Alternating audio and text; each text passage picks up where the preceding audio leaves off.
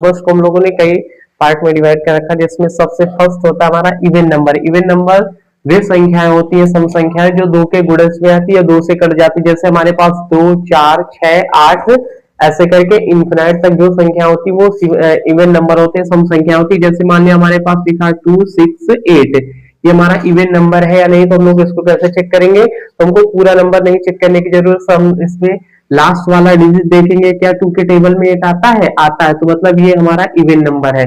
तो ये हमारे इवन नंबर होते हैं। आइए सेकंड हम देखते हैं ऑड नंबर। ऑड नंबर विषम संख्या वे संख्याएं होती है दो जो दो के गुणज में नहीं आती। जैसे हमारे पास है 1, 3, 5, 7, 9। जैसे हमको देखना है ये ऑड नंबर है या नहीं। जैसे हमारे पास ये नंबर लिखा हुआ है, तो इसको हम देखेंगे ये ऑड नंबर है या नहीं। तो इसको हम कैसे चेक करते हैं? तो हमको पूरा नंबर नहीं देखना, हमको देखना है लास्ट वाला डिजिट, क्या 2 के टेबल में आता है? नहीं आता, तो ये कैसा नंबर हुआ?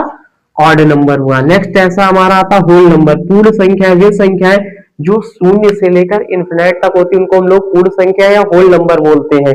जैसे होल नंबर्स होते हैं, पूर्ण संख्या होती है। नेक्स्ट हमारा आता है नेचुरल नंबर। नेचुरल नंबर की स्टार्टिंग 1 से होती है, 1 से लेकर इन्फिनाइट तक के सारे नंबर्स हमारे नेचुरल नंबर्स कहलाते हैं। 1, 2, 3, 4, 5 ऐसे करके इन्फिनाइट तक के सारे नंबर्स हमारे नेचुरल नंबर्स होते हैं। नेक्स्ट हमारा आता है इंटीजर नंबर। इंटीजर नंबर को पूर्णांक संख्या बोलते हैं। जो इंटीजर्स नंबर होते हैं ये माइनस इन्फिनाइट से लेकर और प्लस के इन्फिनाइट तक होते हैं। जैसे हमारे पास लिखा हुआ है -6, तो ये कैसा नंबर है हुआ? ये एक इंटीजर नंबर है, ये हमारा पूर्णांक संख्या है। तो ऐसे करके कोई भी नंबर, जैसे हमारे पास लिखा हुआ 8, तो 8 भी हमारा कैसा नंबर है? इंटीजर नंबर है, पूर्णांक संख्याएं है।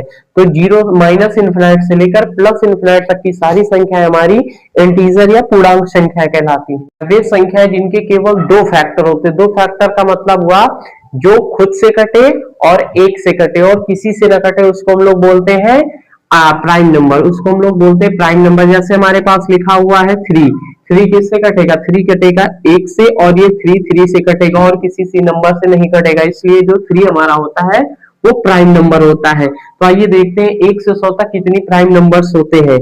पहला होता है 2, फिर 3, 5, 7, 11, 13, 17, 19, 23, 29, 31, 37, 41, 43, 47।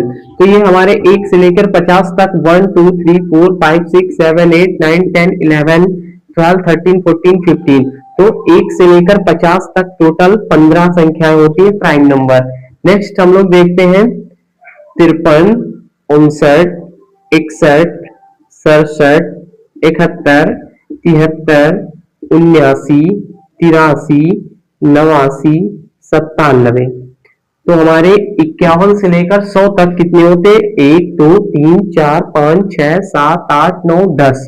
तो हमारे 51 से लेकर 100 तक होते हैं 10।